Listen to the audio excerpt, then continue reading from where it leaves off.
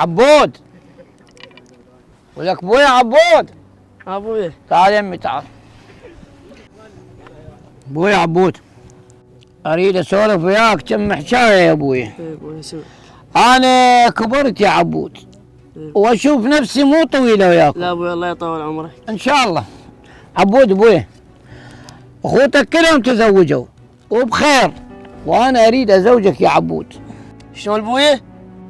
اوقف خل اكمل يا عبود.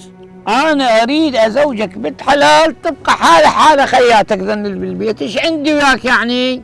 مثلا شرد منك تاكل وتشرب حاله خياتك وحالك حال اخوانك. عندي شيء وياك قبل ما اموت عبود. بس اخواني وين ابوي؟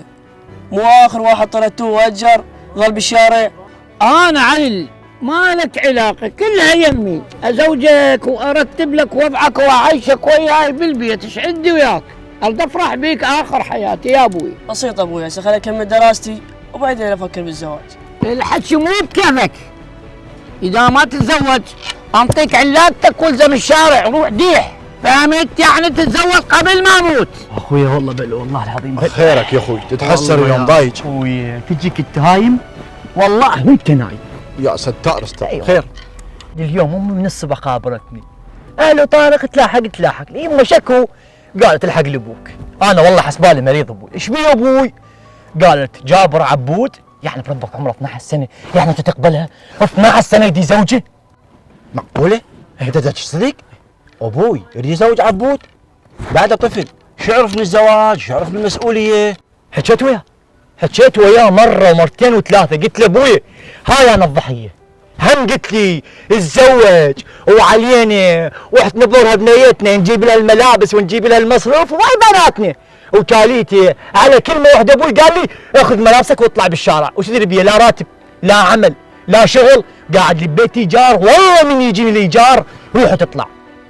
شوف له حل يا احمد، شوف له حل يعني هذا راح يدمر اخوي. يدمر 14 سنه يا اخوي. شفتهم بالوضعيه، شفتهم بالزواج. بلوى يا اخوي. وهسه وين ابوي هو؟ بالبستان. انا اريد احكي وياه، معقوله ما ياخذ حكي؟ انا ابنه كبير. مشينا. يلا عم مشينا. بس لحظه، انت عصبي وهاي العصبيه مالتك عوفه. احكي ويا بهدوي معود ابوي مريض ولا يموت هاي العب. لا مشينا. يا صباح الله خير. من الصبح جايين الشكو. حجينا. هلا ابوي. شلونك؟ هلا شنو ابوي؟ هلا ابوي. الله يسعدك. هلا بك.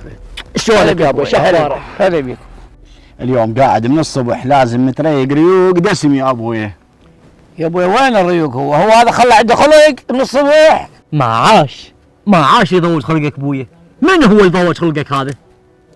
واكو غير عبود. اعصابك يا ابوي، احنا خابرتنا الحجيه من الصبح وقالت لنا على موضوع وجيناك.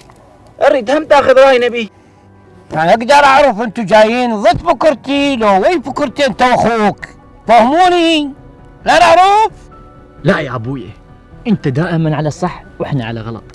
بس يا ابويا احنا هم ولدك، هم خذ راينا. احمد اخوي الكبير واني ابنك.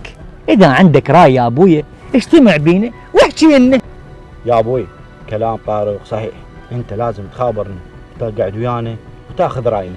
ما بيها شيء، احنا هم وليداتك، والموضوع اللي تسولف بيه لازم حتى تاخذ راينا بيه. اسمعوني كل الزين، انت واحمد اثنيناتكم. عبود ازوجه يعني ازوجه من جيبي الخاص، ما اخذ منكم ولا انطيكم ولا اقولكم تعالوا.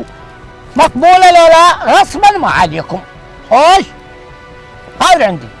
ابوي اعصابك، احنا ما جايين نتعارك، جايين نتفاهم يا ابوي. والموضوع انت هذا اللي سريت بيه، يعني عبود عمره صغير راح الظلمه وبعده جاي يدرس، وهاي بنت العالم تجيبها ويوم يومين وصارت المشاكل وتطلقون. شنو ذنبها وشنو ذنبه هو يا ابوي؟ فدوى اروح لك اتأنى بالموضوع. يا ابويا والله ما يصير نفس الكلام هذا اللي حكيته علي، وقلت لي تعال تزوج وبيك هي وتتدلل واعتبرها بنيتنا وتعيش ويانا، وبعدين كلمه واحده حكيت وياك قلت لي روح اخذ مرتك وامشي اعزل بيها. ابويا هذا عبود صغير هسه انا اقدر اعيش، شنو ذنبه يا ابويا؟ اسمع طارق، اللي عندي حكيته، هذا انت وهذا احمد، يعجبكم ما يعجبكم شرفوا الباب زين. يلا وانت تحكي صديق كذب. والله العظيم خلينا نتفاهم يا ابويا. والله ظلم يا ابويا. احمد قلت لك قلت لك يا خالة والله حتدمر دمار. شفت اللي صار؟ ما تقدر تحكي، ما تقدر تتفاهم يا لين ابونا، هذا هم زحمه. والله العظيم والله العظيم دمار. هذا مقلود عبود. امي خير، شوفه جايبها. هاي يمه بس اعطيني مجال. ايش فيه؟ شرد عبود شرد. امشي. بسم الله الرحمن الرحيم. اخوتي متابعينا مشاهدينا، هذه النخبه نقلت لكم فكره عن الزواج للاعمار الصغيره التي لا يستطيع ان يدير امور زواجه، وخصوصا بهذا الظرف العسر الذي يمر به بلدنا.